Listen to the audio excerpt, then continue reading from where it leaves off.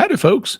This is just a reminder that if you like this content, you can help me out by liking, commenting, and especially by subscribing.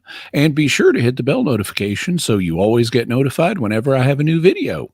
Hope you enjoy this. Heading down to Texas now. Sean is watching on YouTube. Welcome, Sean. Go ahead with your question. Hey, Mr. Aiken. My question today is, how would you respond to the slogan, claims aren't evidence? And also, do you believe the law of excluded middle can be coherently denied? Thank you, sir. Well, let's deal with the second question first. Can the law of the excluded middle be coherently denied? The law of the excluded middle is a principle in informal logic, and it's been discussed. I'm not going to go into a big explanation of what it is because that would take us too far afield. But it's been part of logic since the days of the ancient Greek philosophers, and I personally don't see any way you could deny it. So my answer to that would be no. In terms of people saying, well, claims are not evidence, I think that it depends on the type of claim that one is talking about. There are some times where people make a claim and it doesn't carry any evidential value. Like let's suppose someone has some astronomical observations and they propose dark matter as an explanation for those observations, like why galaxies rotate the way they do. Well, merely because someone claims dark matter exists, and that's the explanation for the observational data we have, that doesn't carry any evidential force. It doesn't add anything to the data we've got. In fact, there are other hypotheses to explain the observational data. Maybe galaxies rotate the way they do because we need to tweak the law of gravity slightly, that Newton didn't get it quite right, at least when you apply it to the galactic scale.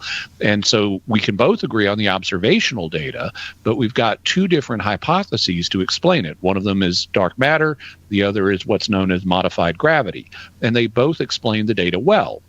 So merely because someone claims dark matter or just because someone claims modified gravity, that doesn't add any evidence to the case. So in that case, I would say those claims are not evidence. They are proposed explanations for the evidence. However, when it comes to other claims, like if Cy Kellett tells me, oh, I'm hungry. Well, okay, that's a claim that he is able to make. He knows his internal states. He knows whether he's hungry or not. And so I would say Cy claiming I'm hungry is evidence that Cy Kellett is hungry. And coming from Cy, I would find that quite believable. So there are other claims that also I would treat as evidence, at least of a form. Like if I'm reading a book on history, let's suppose I'm reading the Roman historian Suetonius, and Suetonius says that Julius Caesar did this.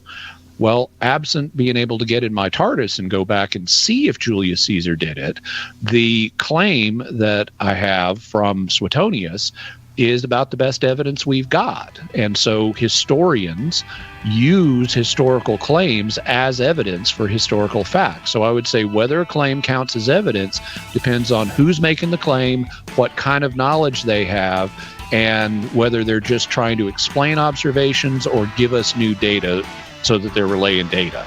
And before we go, just one more reminder that if you like what you've watched, you can help me out by liking, commenting, and especially by subscribing.